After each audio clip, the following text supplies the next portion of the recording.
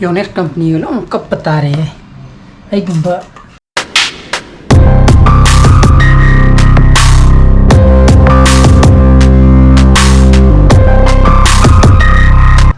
Good morning, guys. Welcome back to my channel.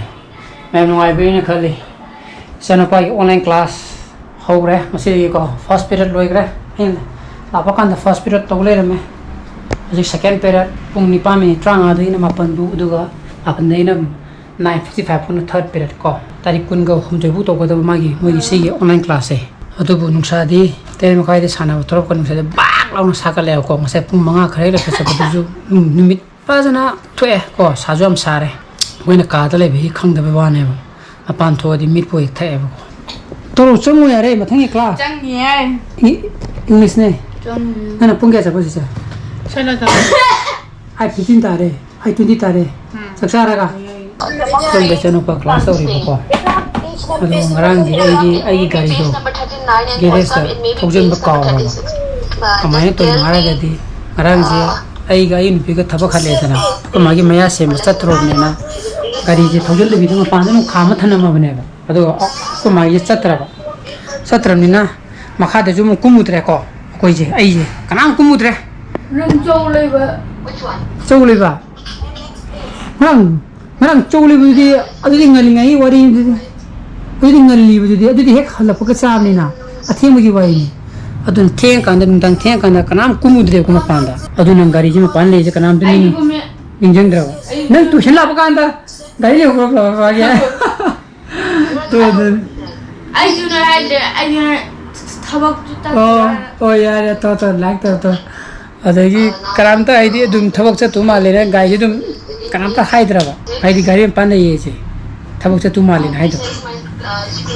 tain to raga thamme dana thousand dana aduga ngasai yukse bebin sana ba satikanda ko maju matana hogala ga ma waki chapana ma kungi bakanda gari nang di nang ka gari sim pan le na ha pa ai ning khali jina kana no ayu nga ji da gari thodu chali ji sini akoi baju tum hogutri ko ayu tum hogurta ngai su ju sile kana thodu chali no sini ing khali ji aduga gyan tare ne marang thousand je lain to tang gari jin pan thamle re me lingla ju khaga ju tale re me ko lain to tang thojil lam ga mu ga am sa da mu sana ba sal le tan ai khum o mata yong le sigi tamo ke ni gi dukan da ko venus ta ko ka theng da be me sana ai khum sigi le ge karam na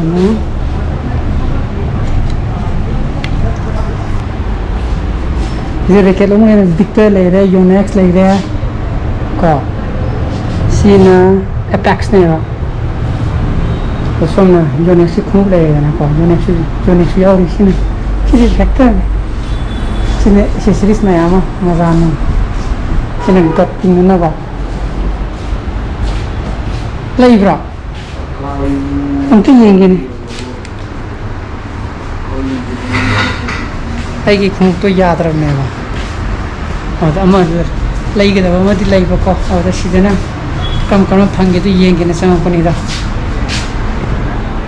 online de picture ge lai ge to ba size to kya khang da hai ta pendra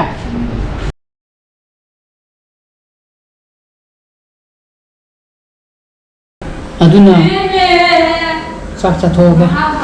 ngale di mu pung tara tare ko ngale tara mi ni pu tara mo te fa di chen pa gi boilo ba chat ba ya tare ko ni boilo na hai ni ki boy nang du laksumi khang da pra ba na ha thang na sin ne ko la pur na na ya cha nam buje ro choi ra na de phone chalo ba charo class to bujing ma bra boy go to bana boy kung sa bana bhaiya pala ka ko di ba ka kung trama thoi ta sangra sono pa school dam da chalo ge mai boy dum to lopi ro ge na la camera do you want to come kai sum tung lo ai bne la rồi हम तो check तो के सोन पे Ming याव बना से याव गिम ने रोल नंबर 19 तेविन मयांग लंबम छोइद्रे तरामी नि फुदेना पुंग मा गिम नुंदा अजे पुंग 11 तारे हजि चथोरगे ꯐꯠ ꯂꯧꯊꯣꯛꯎꯔꯒꯕꯀꯣ ꯍꯜꯂꯛꯑꯒ ꯑꯩꯒꯤ ꯇꯧꯒꯗꯕ ꯇꯧꯔꯒ ꯂꯩꯕꯅ ꯈ꯭ꯋꯥꯏꯗꯒꯤ ꯕꯦꯁ ꯇꯨꯄꯤ ꯑꯃ ꯄꯨꯈꯤꯒꯦ चप्पल पहन के yes come on let's go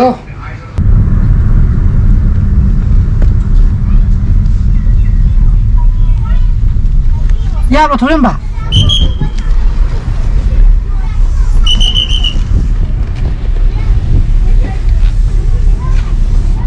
oh yeah ai di ma pa da kham ga ron khal lo ni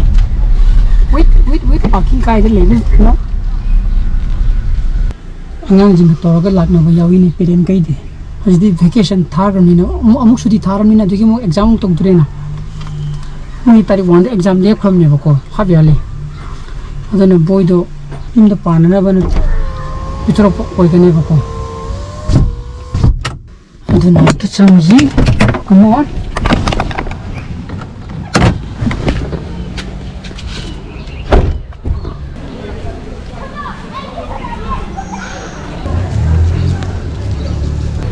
lâu rồi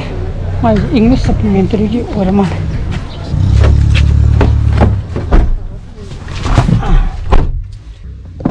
rồi nè parent mẹ mình làm là hồi hay mỗi buổi correction cái option bảo ở trong này bảo rồi vacation thà rồi nè hay vacation này cô bị cái chuti thà rồi nè adu cái này cô adu cái một exam zoom một tarik one đấy hậu drop này bảo cái nó cái August cái nó sai này bảo August ki Taiwan de ki hotro bne madu gi ju jum de like pa na bne aduna bo haji online class tori chine ko chi je ko gi thaini gi matam mi da keno lai ra manu ne ko gi haji ki mobile phone ji lai ra manu ne khabar da hapna dana tok ta ni nadra kari di means lai ni hai de ko gi sumne gi landline ju each and every household da mata lai na kada bu junate adana chocolate pe matung ina prithvi ju pixel ai je prithvi pixel na size to pixel ba na te ba ko connectivity do amaga yam line easily yam wadana komna to podune ko adana globalization na lai je adana hari ba por khadima ke loine mo fataba saichu lai afaba saichu lai ko adan afaba dun hena yama kan offer ha kan ko ni utilize to ri ne to humang putna si re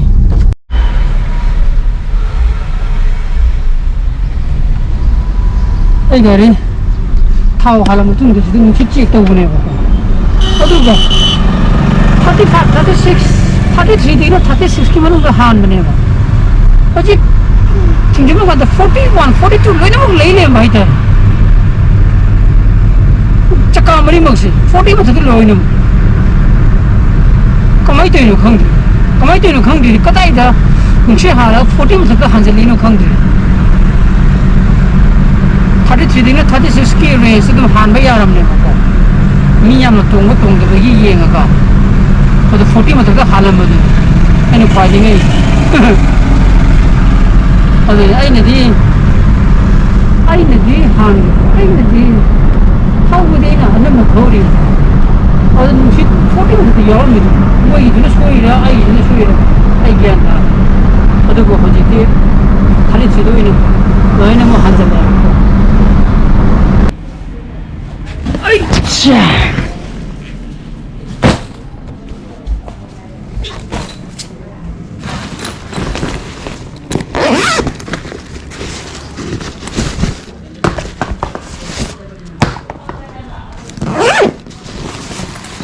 ai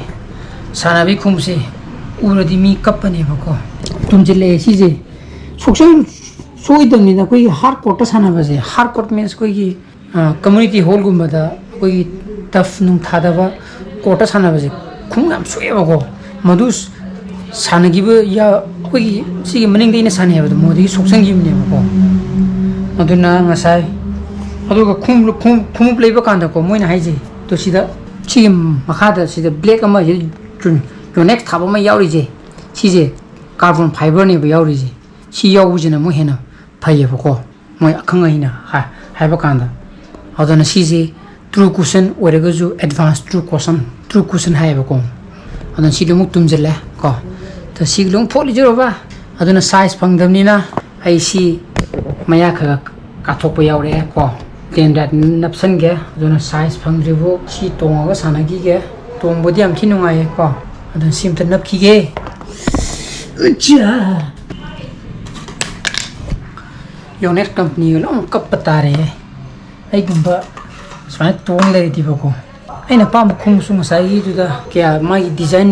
ju kya pam da bako design je pam di koi phala sana bagini haire ju toning ba pok de ba aduna ngai rage numit humni mari ni habra lakani habni maduna tragana atopa yonex ki doina thirage bako aduna mayam ingasi gi blog di matai dero senjera ge hagi blog su pam thogadi like to biramo share to bio no views or bio subscribe to biramo kon sana pasile bio so please be safe and be healthy bye bye good night